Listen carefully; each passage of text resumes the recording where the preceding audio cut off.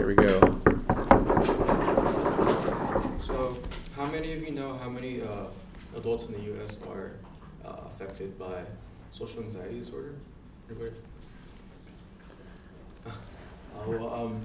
Approximately 40 million adults, U.S. adults, suffer from social anxiety disorder, and it's one of the most common disorders among college students. I was also diagnosed with anxiety disorder about 4 years ago when I was in high school, when I was 17. I got diagnosed with it and I went to therapy and everything, and I'm fine now, but so I know a little bit about this topic. So today I'm going to be speaking about how social anxiety disorder affects college students, the stigma surrounding the disorder, and the importance of seeking treatment. So how social anxiety disorder affects students? So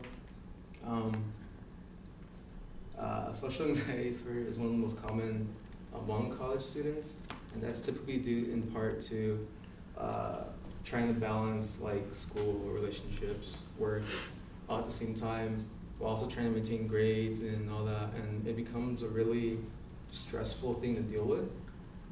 It becomes really difficult to balance all that, and on top of that, being socially anxious also doesn't help. So that all just piles on top of each other and then just makes everything worse.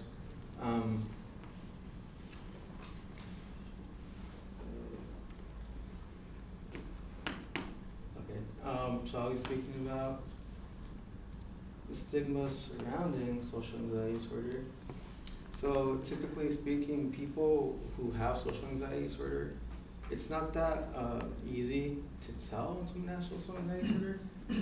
Typically, they just seem, people think they're shy or they're not outgoing. Just need to be more outgoing or be more social, or stop being so shy. It's in your head, and those stigmas tend to outcast people. It makes it difficult for them to seek treatment, ask for help, and it generally just discourages them from doing anything, which makes it really, really hard.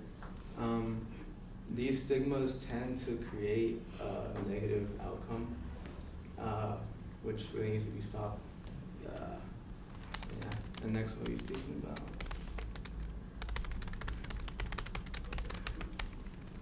the importance of seeking treatment. So treatment varies. So typically you can either get diagnosed by a doctor and then go speak with a therapist.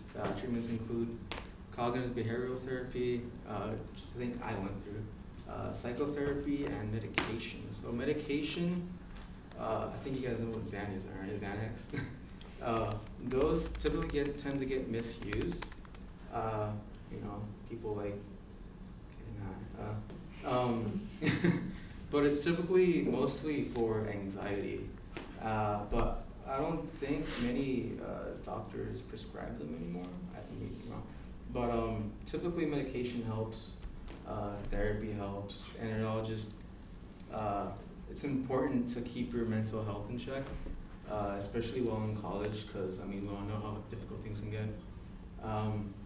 Trying to balance school, work, and all that, and it's really important to keep your mental health 100%, because in the long run, it'll really help you out in the future down the road.